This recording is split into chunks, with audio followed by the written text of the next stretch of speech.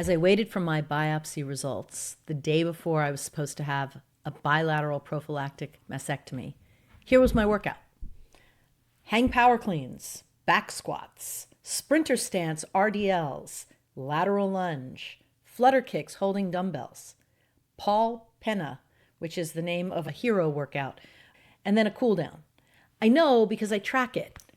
I kept exercising just like that for the 12 weeks of chemotherapy, the 4 weeks before my surgery, and at 3 months after my surgery, the bilateral mastectomy and the deep flap. Well, I was wakeboarding. For me, that was mental health. I needed to exercise to feel power and strong as I faced cancer. It also was social because I worked out with my BFF. My next guest, Dr. Jay Harness, he could have done my surgery. He was one of the first people to create an integrated breast cancer center, including oncologists and surgeons and radiologists. But in the last 8 years, after 30 years at the University of Michigan, Dr. Jay Harness discovered that there was something he could do, a prescription he could make that was going to give an 18% better response to treatment and reduce recurrence by almost 30%. Prescription is exercise. So it's my pleasure to welcome Dr. Jay Harness to Kicking Cancer's Ass, the podcast for people impacted by cancer who want to change the story. They want strength, knowledge, power to prevent cancer, detect cancer, and obliterate cancer. Dr. Jay Harness, welcome to Kicking Cancer's Ass. And is it all right if I call you Jay? Well, Joelle, I'm privileged to be here, and absolutely. Through all that 35 plus years of being a breast cancer surgeon, I always walked in the room, looked my patient square in the eye and said, "Hi, I'm Jay." I think So that that's, humanizes the situation. I think as a patient, I have really appreciated when my doctors did that too. yeah, absolutely. So, no, All right. I'm thrilled to be with you today and to share with your audience the importance of the world, as you said, that I stumbled into 7, 8 years ago called exercise oncology. Obviously, the word exercise makes sense, the word oncology makes sense, but most of us in the oncology world are unaware of 35 plus years of clinical trials that have clearly, unquestionably demonstrated the importance of exercise for cancer patients right at the time of their diagnosis, during their active treatment, and particularly into long-term survivorship. Well, as we've talked when we were setting up this interview, I exercised lifting weights, doing cardio, doing intensive high intensity interval training during my chemotherapy, and even 6 weeks post mastectomy and deep was out riding an e-bike and wakeboarding at 3 months because I'm all in. But one of my other guests, she ran a half marathon during chemotherapy. Like, she took it to a whole other level. And I want to go back a little bit. I want to go back to what you called the Pandora's box moment. You said that you met a person named Andrea Leonard, and it was opening Pandora's box. So what was it that shocked someone who has been such a leader as a breast cancer surgeon? If you'd walk us through that moment when you said, how did I not know about this? Yeah, really great question. In fact, I don't recall the exact details, but somebody said to me one day, "Jay, you ought to meet Andrea Leonard, who created CETI, Cancer Exercise Training Institute." And I said, "What's that all about?" And I met Andrea, and she started telling me about some of this science, and my jaw dropped. I said, "Wait a minute. I'm a nationally known, internationally known surgical oncologist. Why in the world did I not know about this science?" And as I've alluded to and mentioned several times, it's because the clinical trials, Joel, really began in earnest in 1990. They were created by PhD researchers, not only in sports medicine, but also in exercise physiology, kinesiology. Typically, they had a control group, which was sort of what I call brochure therapy, here's a brochure, be sure you stay healthy and exercise, blah, blah, blah, versus the actual exercise groups. And all of this data began to emerge that the exercise groups, like you, were doing so much better than the brochure therapy group.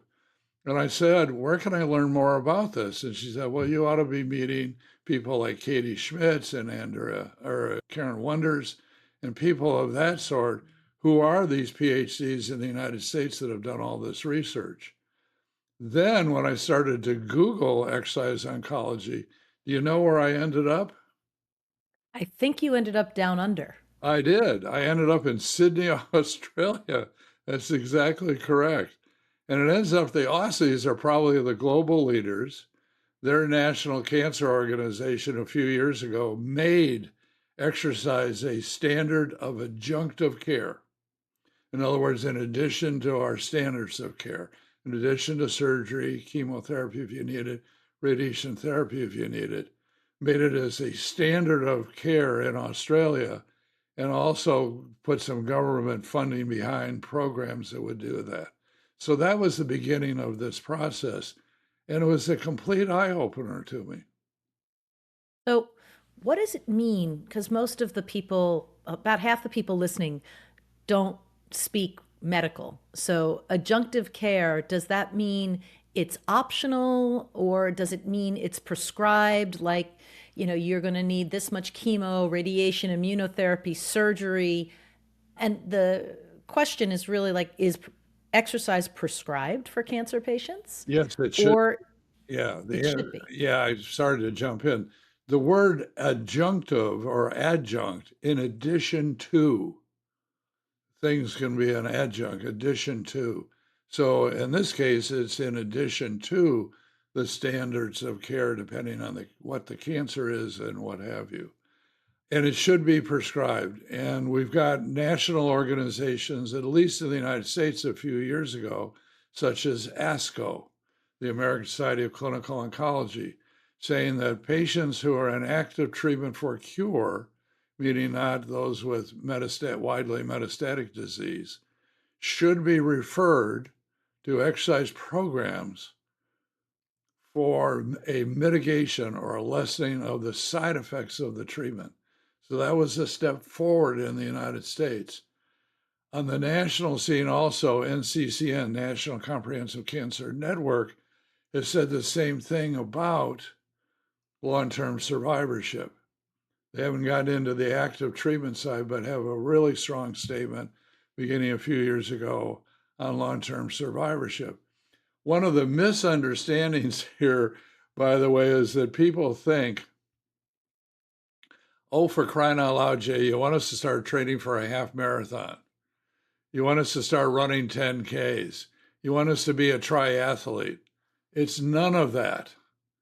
The level of exercise we're talking about is 5 days a week for 30 minutes of moderate aerobic exercise, such as walking briskly, where you get your heart rate up above 100.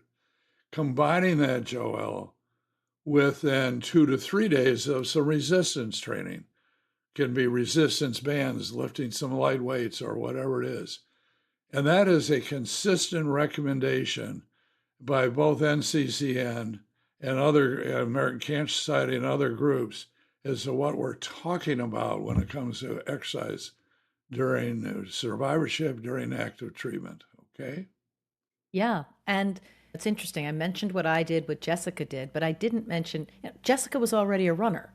Yeah. So she was continuing the level of fitness and exercise she was already at. And I had been lifting weights for 17 years Yep. before I was diagnosed. Yep. And I was continuing.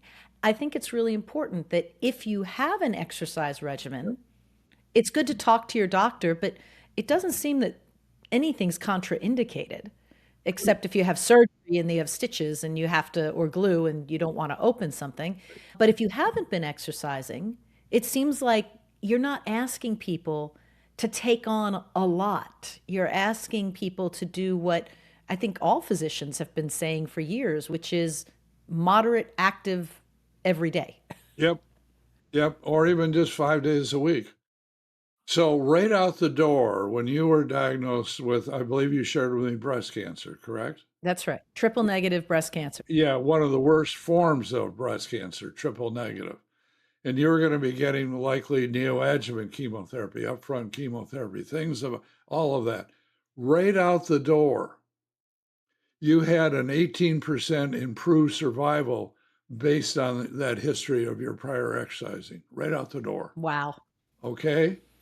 And here's some interesting data. What percentage of the American population do you think exercises regularly?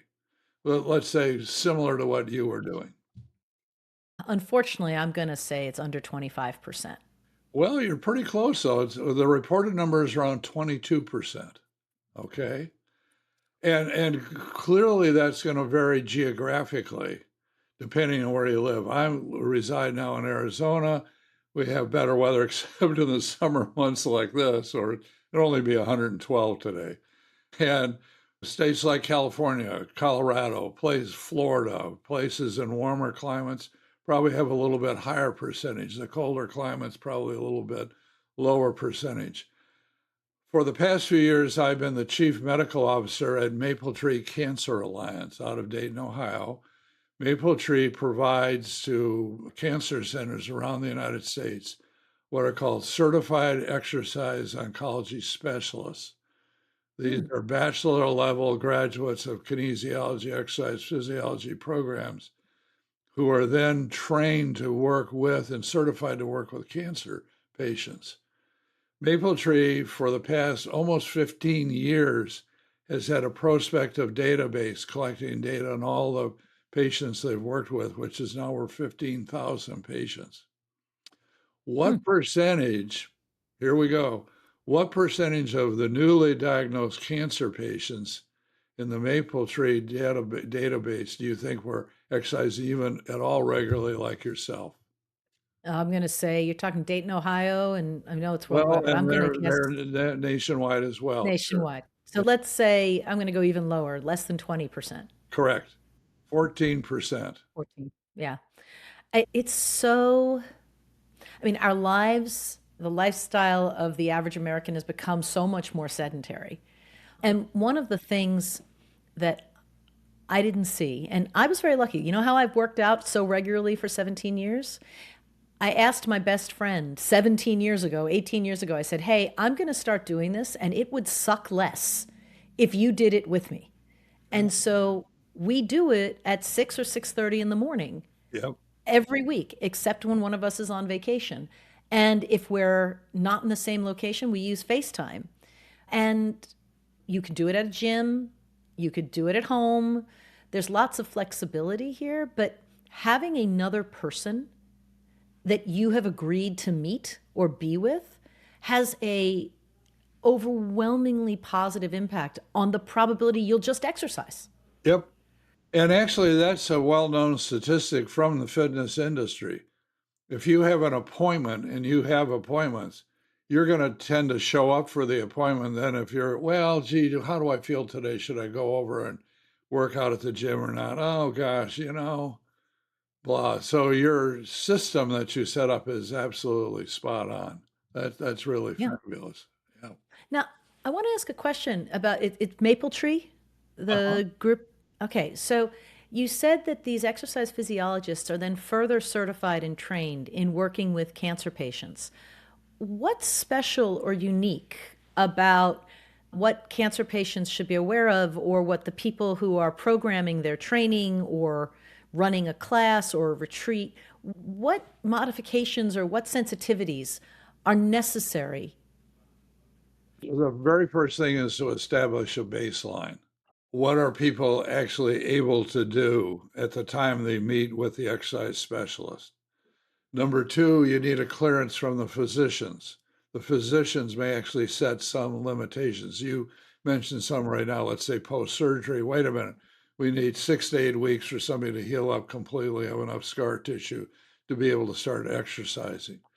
There may be other things that relate to the immune system where they're more vulnerable because they're on chemotherapy. So extra steps need to be taken to make sure that people are not exposed to certain infections, etc.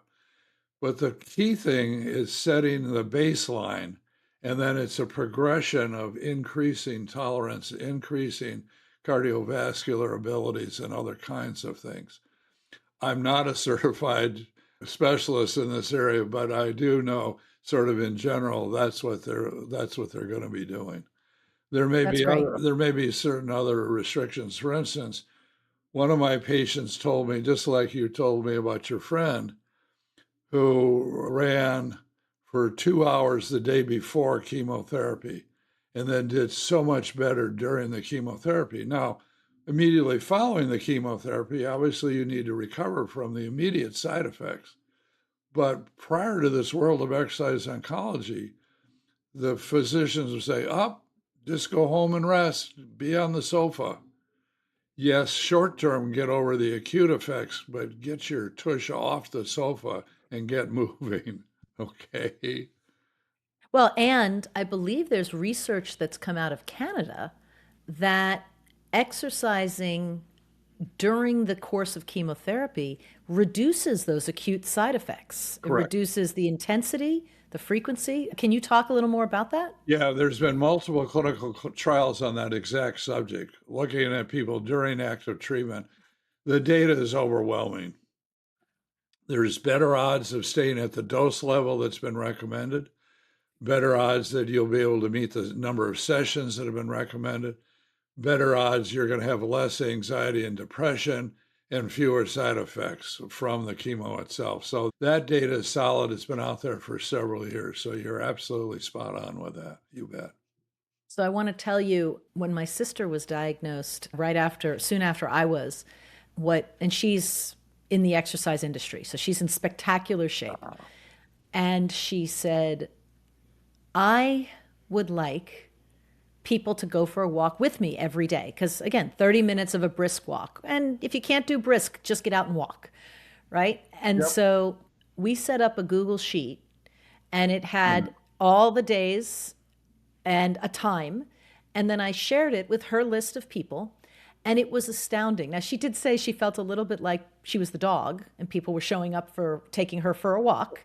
But she got to go for walks. And it not only had the health benefit of she was exercising, she was out on a brisk walk, but it had the emotional, mental health benefit of visiting with somebody Yep. and being outside. I think people can get very overwhelmed by, oh gosh, I've got all these appointments, all these doctors' things, all these tests, all this stuff, and how am I going to fit exercise into that? How do you help them? Yeah, no, it's exactly what you described. And some movement is better than no movement, which is what you just hinted at. It really is.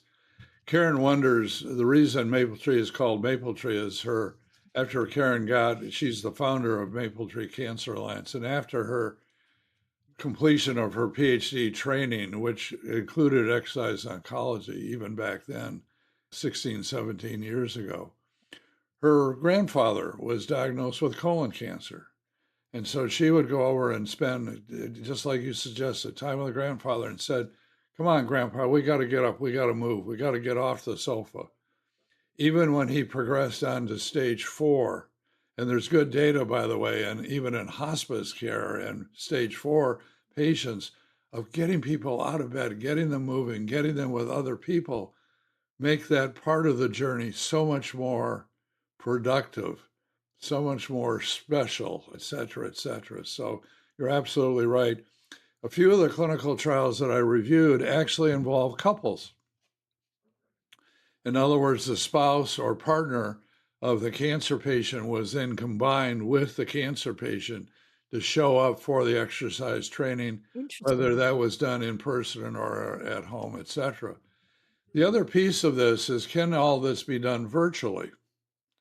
And during the pandemic, Mapletree, which was doing all on-site programs, whether it was personal or groups, had to close down, obviously, during the pandemic. And of course, the average cancer patient tends to be older, late 50s, 60s, early 70s, well, even people in their 80s. And the $64 question was, can we make this work virtually? Can people feel comfortable, let's say on Zoom or like you and I are doing, to work with a trainer who's safe and in isolation, obviously, and the patient? And are there enough gizmos and things at home that people could use, like cans of fruit that could do bicep curls with, or getting some stretch bands that they could have at home? And there have actually been some clinical trials, believe it or not, since the pandemic that has actually demonstrated that virtual can work as well as in person. And some of the locations where Mapletree provides specialists are done all virtually. So that's another way. Again, that means an appointment, that means showing up. And Mapletree's experience is if you are referred to a program and you agree and actually show up for the first time, the odds are around 91% that you'll remain in the program and can keep doing what is requested of you.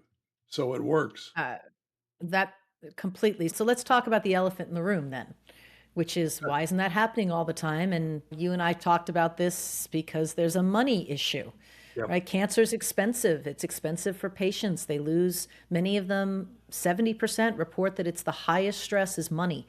And it's not just the cost of treatment, which if you have insurance, much of it is covered, but it's all the ancillary things, losing work time and having a lower income, travel, daycare or elder care, depending on what it is. And now we're saying you have to have a gym membership or you have to be in a program and paying a trainer. So tell us a little bit about your works to get CMS to cover exercise oncology and where it stands and what would it be like if that was national like it is in Colorado. There you go. So, first of all, let's define CMS for your audience. That's the Center for Medicare Medicaid Services.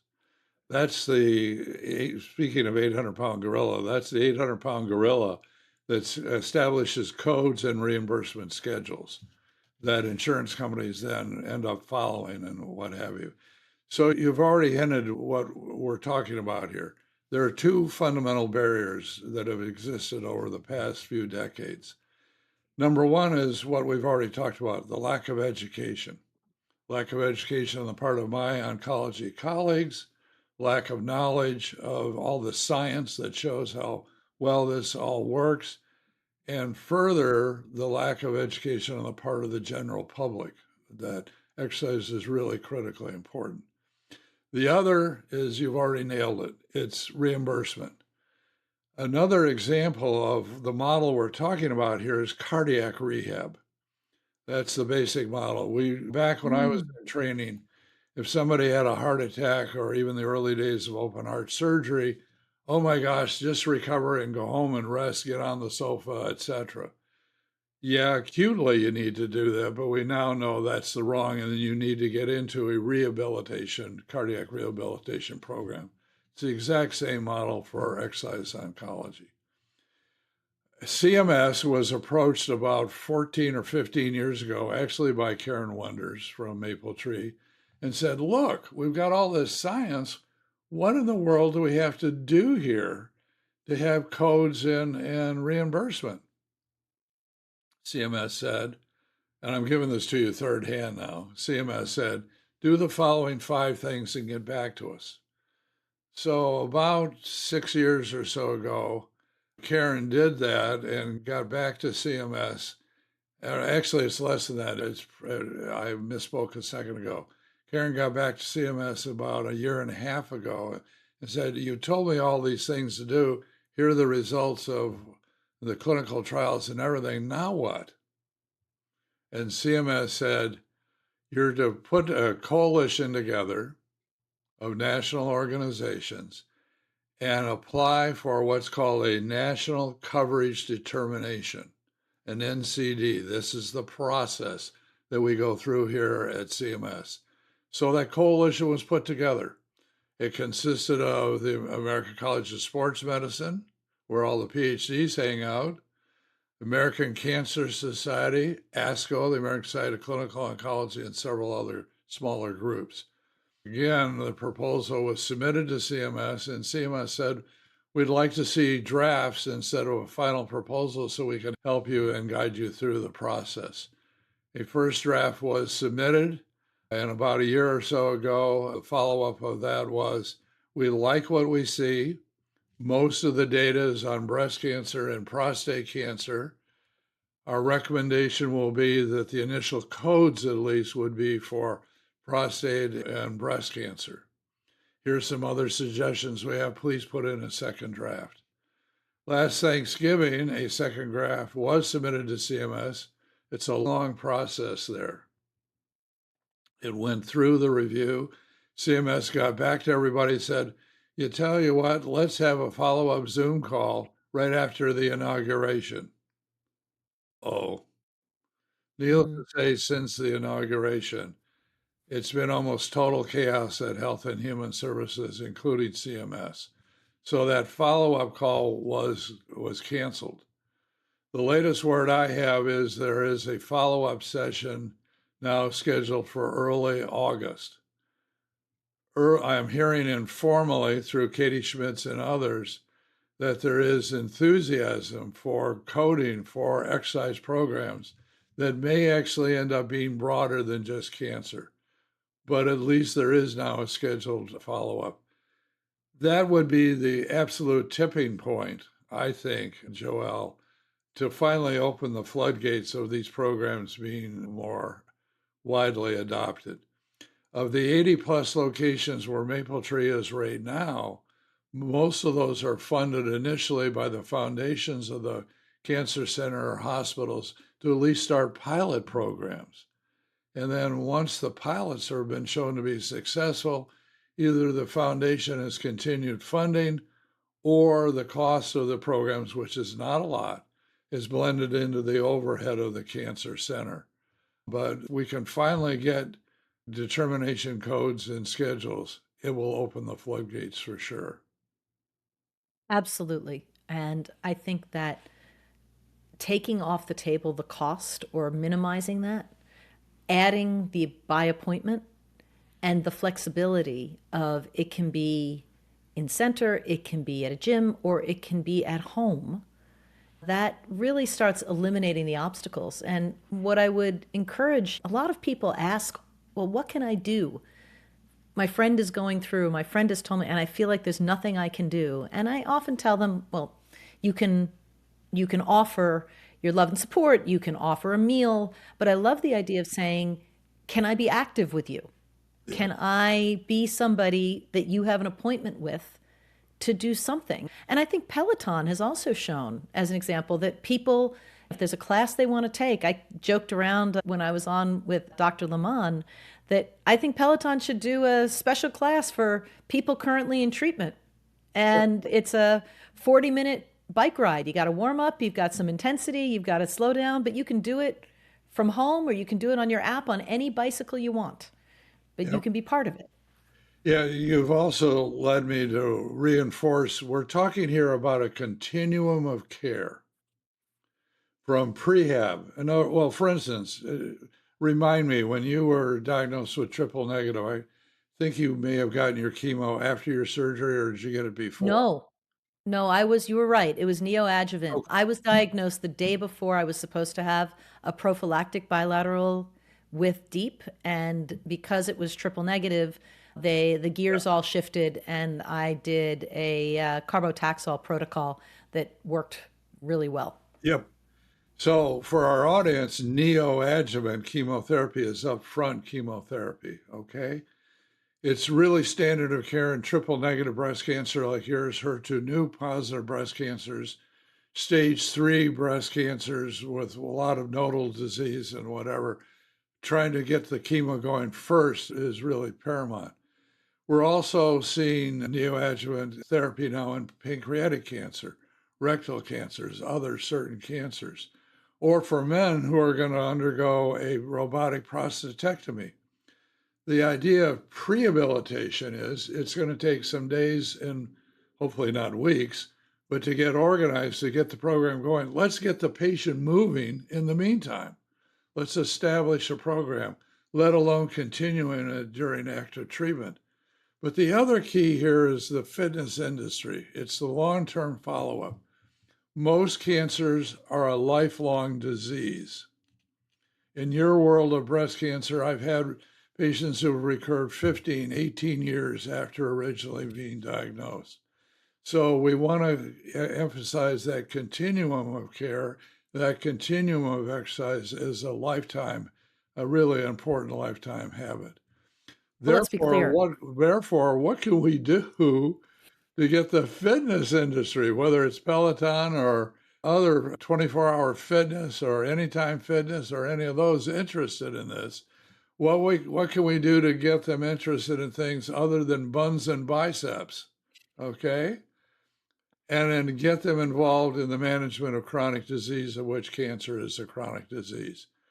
And I want you to know that we are talking with their national associations about this very subject. And there is growing interest there. And I think once the dam opens up at the medical center level by CMS, the medical centers are going to be looking in their long-term survivorship programs, who can we connect with out in the community? And I think logically that'll be the fitness industry, okay? Which has various levels of training. Like there's the Maple Tree level of training. My sister's business focused trainers in FIT in California. They hire people that have master's degrees in exercise physiology, certified athletic trainers. I think there's going to be a lot of shakeout to figure out who has the knowledge. But I want to go. I want to go into your prehab thing, and an interesting thing, and this is going to go to your surgical. So, interesting thing happened to me. I did have my surgery after the chemo was successful, and I was proactive and wanted to meet with a physical therapist to prevent any long-term lymphedema. Yep. And I didn't have many lymph nodes removed, but lymphedema seemed like something worth avoiding. Yes, ma'am. And right, so I meet with a lymphedema specialized PT. My surgery was May 4th. It's May 31st or 30th, right? So just to give you the timeline, I'm only 3 to 4 weeks out. Yep. And she's doing her exam. And one of the things she asks me to do is put my hands over my head as Yep. far as I could. And I went like this. Yep. And she looks at me and says, "When did you have surgery?" And then she said, "Put them up and then resist, come on down and resist me." And I do this. And she's like, "Okay, you have a greater range of motion and more strength than I pretty much ever see." Right. And I said to her, "Do you usually see people in their 70s and 80s?" And she said, "No, I'm talking about people in their 40s and 50s. So I think your prehab, a lot of people get very scared about surgery, particularly if you're going to have a bilateral mastectomy and a reconstruction. I mean, it's a big surgery, both physically and emotionally. I'd love for you to drill more into the prehab because I'm a convert that I'm pretty sure all the exercise I was doing leading up to my surgery expedited my recovery and my ability to have full range of motion post. But I'm not a clinical trial. I'm one. So I'd love your thoughts. You are the identical result of the clinical trials on prehab. You are a living, talking, walking example of the importance of prehab. So thank you very much for outlining that. I've seen the same thing in my own surgical practice. With those who were physically active and what have you did so much better in recovery. Now, here's the caveat. We've got 35 years of clinical trials showing improved clinical outcomes. Now the research is starting to focus on what's going on at the cellular, molecular level in the body that's giving these better clinical outcomes. We know that with exercise, things called myokines are released by muscles, which improve the overall muscular system, cardiovascular system, even the central nervous system. We're also finding out that the immune system kicks in every time you exercise. Your immune system kicks out extra important T lymphocytes and other products that are really important to enhancing the immune system. In fact, if one of the big futures of cancer treatment is going to be immunotherapy. Mm-hmm. Late President Jimmy Carter was a good example of that. Had stage 4 malignant melanoma, including brain mets, and he was cured by an immunotherapy approach. So more and more people are thinking is if we have more immunotherapy, what if we get the patient exercising pre-dosing? where we're kicking on the immune system at the same time we're giving the therapy that we want this very active immune system. So the science is building now at the cellular molecular level of why all this is so beneficial. So let me ask you a question about that. Because again, in my clinical trial of one, me, and Dr. Leman talks about you, we're all so unique that you could argue all trials should be of one. How is that patient responding? But what we noticed was my recovery from chemo was very quick. My recovery from surgery was very quick. Now, part of this could be I'm genetically blessed. Besides having the BRCA1 gene, which might not be a blessing, I'm blessed with fast recovery. But the other part was this kind of exercise that I was doing, where you're trying to reach a level of a max or a Yeah. top exertion, and you're tired. You can't do it for very long, right? Yep. But your body gets used to kind of push to the point of failure and then recover quickly. And I've noticed I'm a terrible hiker. Like I can walk for a long time, but I'm not fast. Like we're going up and I'm slow. I have very short legs and whatever. I'm not a great hiker, but I don't need very long to catch my breath and restore. If I rest for 5 minutes, I'm able to go again. Like my recovery cycle is fast. So is that something we're seeing at the cellular level and in the trials to say like this exercise practice, prehab, during, after, is actually improving your body's ability to renew and recover? Sure. So one of the questions that the question you're raising is, what's the right dose of Mm. exercise? Okay. And one of the pioneers in the dosing of exercise is Dr. Lee Jones at Memorial Sloan Kettering, who has suggested that maybe instead of the 150 minutes a week, we should go to 220 minutes a week. He's actually published on this. There is an incremental benefit to going to the higher dosing, if you will. This is very similar to chemotherapy or any other medication we do. We don't come in and say, give me chemotherapy. We say, give me a certain dose of chemotherapy. So the dosing question, the HIT, the other things that the high intensity that you've looked at is being looked at. A recent report that I reviewed compared the moderate program with a HIT. There were some incremental benefits of HIT, but not at least when it comes to long-term survival, at least so far. But more to be revealed about what's the right dose. At least we've got a huge amount of data on the 150 minutes a week that shows that's probably the minimum dose that we should be doing. But the incremental value of going to 220 or even higher doses or the intensity training that you're doing, that's under active study and review right now. Yeah, and I think it probably depends on, as it does with any treatment, what shows up. Like who are you? What patient shows up, right? Someone who is fit like my sister, you're going to say, okay, 150 minutes is a walk in the park. Her dosage might be different than someone who's been mostly sedentary, hasn't been exercising, Oh, Lord, and yeah. 150 minutes is going to be a big change to their life. Yep. Yep. So both you and your sister just continue doing what you're doing, okay? We do. We will. Absolutely, for sure. You betcha. No, and I mean, my mother's a 43-year survivor, and I was just talking to her. She was bummed at the 14th hole of her golf game when the rain came, and she's getting back on the tennis court post hip replacement. The idea that cancer renders you incapable of being active, I think, is a myth we should blow up. And it's part of the myth we see in TV and movies. Everyone with cancer is like wrapped in a blanket, sitting in a chair, looking so sad. And it's like, Yep. that's not what we look like. Yep. That's not what we look like. Jay, I want to throw some rapid fire questions, but I wanted to ask one more that you might talk longer than a few seconds.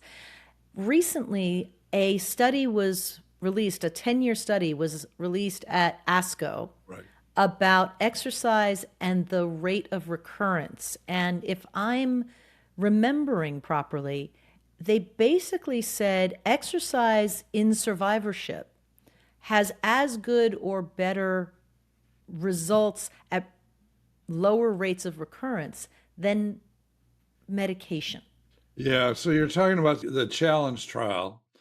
That got a standing ovation at the ASCO meeting. It was also published online that day at the New England Journal of Medicine. Okay. The challenge trial was based out of Canada and Australia. They recruited nearly 900 patients. It took, I think, 10 or 12 years to run this entire trial. The key caveat here is the control group was here's brochure, do a healthy lifestyle, blah, blah, blah.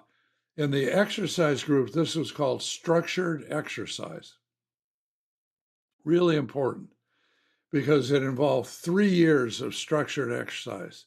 The first year was in-person structured exercise, followed then by the next 2 years of being monitored, doing it at home or wherever. But in the group that completed it all, I think it was 68% of the folks that started completed the whole thing. The lower recurrence rate, the recurrence rate in the exercise group was 28% lower than the control group, which was very similar to adjuvant chemotherapy. That was one of the headlines. Mm-hmm. The improved survival was, I believe, 38% in the exercise group. And this is stage 2 and stage 3 colon cancer patients. Interesting today, or yesterday's New England Journal came an important editorial as a follow-up to the publication of the challenge trial. It says, it's time for oncology to get going. And to have, I just saw it literally before you and I started recording this. It is time for oncology to get going and offering structured programs. It's this kind of momentum that I've been sharing with people that's going on now, not only at ASCO, not only at NCCN. Now you've got the New England Journal of Medicine editorial, the #1 medical journal in the world, saying it's time. And I'm hoping that the folks at CMS read the New England Journal of Medicine. Well, it sounds like, and by the way, since this podcast will probably come out a little bit later than this week, we're talking about the July 2 or 3 New England Journal of Medicine, and we'll put a link to that article in the show notes so people can read it and understand it. It's time. Well, and also I believe that same, in other words, I saw the online version of the New England Journal article about the challenge trial. This is the print version that the challenge trial, I believe, is in, and with the accompanying editorial to go along with the print version. I was hoping that the editorial's online as well. It is. I got it online and I've already downloaded it. So yeah, I just didn't have a chance to read it. I scanned it quickly because I knew I wanted to mention it today to you in our recording. Well, I love the convergence. All right, let's do our lightning round. 5 quick questions. Just say the first thing that comes to your mind, okay? Yep. One exercise myth for cancer patients that you want to bust forever. Is that not exercising is okay. Best piece of advice for a patient whose oncologist says, just take it easy. Ask the oncologist if they read the medical and research literature. And really importantly, ask the oncologist if they're following the ASCO and NCCN guidelines. That's the leverage that the patient has for dealing with their doctors. Great. If you could put one statistic on a billboard, what would it be? Well, it's not a statistic. My question would be on a billboard, do you want to live longer? Biggest mistake cancer patients make when they're trying to start exercising? Trying to do it too rapidly. It's really important that this be done incrementally and that you don't actually hurt yourself in the process. In the challenge trial that was published, there were some side effects in the exercise group. Most of them were mild side effects from strained ligaments, bruising this, whatever, from exercise, but start slowly and increase incrementally. Fill in the blanks. In 5 years, exercise oncology will be a standard of adjunctive care worldwide. Wouldn't that be great? And the good news is, not only will it help you with your cancer journey, but it has benefits like bone density, cardiac health, respiratory health. Like, it's just good for your body. Well, the one statistic I haven't given you that's really important here is what you're just talking about. And that's called all-cause mortality. In other words, even though you got a cancer diagnosis, what are your odds of dying from something other than your cancer? And the typical number one thing is cardiovascular disease. The lowering of all-cause mortality, Joelle, is somewhere between 25 and 40% by those who are exercising regularly. See, I And think then, that's your billboard. If you want to live longer, people who exercise regularly live 40% longer, or whatever the right way to say that yeah. statistic is. Well, and the other thing that we haven't talked about at all is the prevention of cancer. Well, go ahead. All right. So the prevention of cancer, they say that 40% of cancers are preventable. The obvious one being cigarette smoking, but it's all about lifestyle issues that we haven't talked about. It's all about diet, sedentary lifestyles. It's all about the lack of exercise, the avoiding exposure, excessive exposure to sunlight, things of that sort. So even though you were gene positive and you were unfortunately destined in many ways to have cancer, the fact that your cancer diagnosis was delayed, the fact that you did so well was the predicate there was in fact your exercise program for all those years. The other, And the way and probably eating and using sunscreen well, and not smoking, like these are the logical things. yeah. And the other thing is what we call avoiding inflammatory diets. Oh, go Because, further on that. yeah, so inflammatory diets are the obvious, the highly processed foods that we eat, the sugary foods that we eat, things of that sort. What people want is an anti-inflammatory diet. Now let them Google that. Of talking about vegetables and high fiber, nuts, seeds, other grains, and things of that sort. And one of the things that has come out in clinical trials as well, if people unfortunately are on the standard American diet, which tends to be inflammatory, they can mitigate those inflammatory effects of the diet by exercising. And one of the abstracts presented at ASCO was on this very subject. It's not published yet, but I'm about to release the abstract on my exercise oncology, or on my, cancer fitness website, so that we can, even though we tend to consume an inflammatory diet, both in the United States and now more in Western Europe, Canada, elsewhere, we can mitigate a lot of the effects of that diet through regular exercise. Absolutely. Although my friends in the industry say you cannot outrun your fork, so please do both. Exercise and try to eat well. I, about 15 years ago, became very motivated to balance out the omegas because omega-6 is so inflammatory and is so prevalent because it's in corn and in soy, and in the American diet, processed food, corn and soy is in everything. So that is probably a whole separate podcast. Yeah, But well, it is. And you need to I've got the name of a dietitian I can give you later down in Texas. That would be a good lead for you. And I would love that. yeah, I would really encourage you when I talk about kicking the whatever of cancer. Kicking cancer's ass. All right, you can say it. It's your side. I'm just trying to be polite, but you really need to emphasize diet here because That's the inflammatory diet contributes to the recurrence of cancer, where the anti-inflammatory diet is again an adjunct to reducing those odds. Okay. all good. Jay, your life has been a mission to help people like me, people like our listeners, that first as a surgeon, then with the Integrated Cancer Center, and now to be the physician spokesperson for exercise oncology. If someone listening wants to learn more or advocate with their own medical team, where do they start? Well, as I said earlier, they need to start with their physicians and particularly with the nurse navigators. One of the groups that has a really big impact on the oncology, the rest of the oncology team, believe it or not, are the nurse navigators because they're hearing from the patients and they're the in between with the providers. And I would start harassing nurse navigators and their organization about the importance of exercise and diet, obviously, both.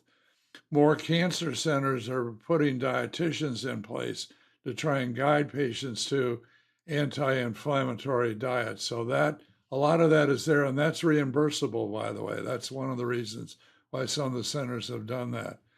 Physical therapists can also hire the graduate level students that are coming out as exercise oncology specialists to work with them. And that's another mechanism of a potential reimbursement. But just asking the questions and asking their providers, are you aware of the data? Are you aware of the New England Journal article? Are you aware of the New England Journal editorial? Put physicians on the spot. That really implements a change in behavior. Okay. Fantastic. Well, I think the one thing I would tell people to remember from our conversation is it's incremental progress, but 150 minutes a week. You can do it by walking 30 minutes a day. Yep. That's a good start. So I want to thank Dr. Jay Harness. You can find his research, his activities at cancerfitness.org. He also has a fabulous exercise oncology email list that you can sign up for at cancerfitness.org. And I want to thank you, Jay, for turning your Pandora's box accidental discovery 8 years ago into a crusade that is changing lives. Thank you. It's my privilege.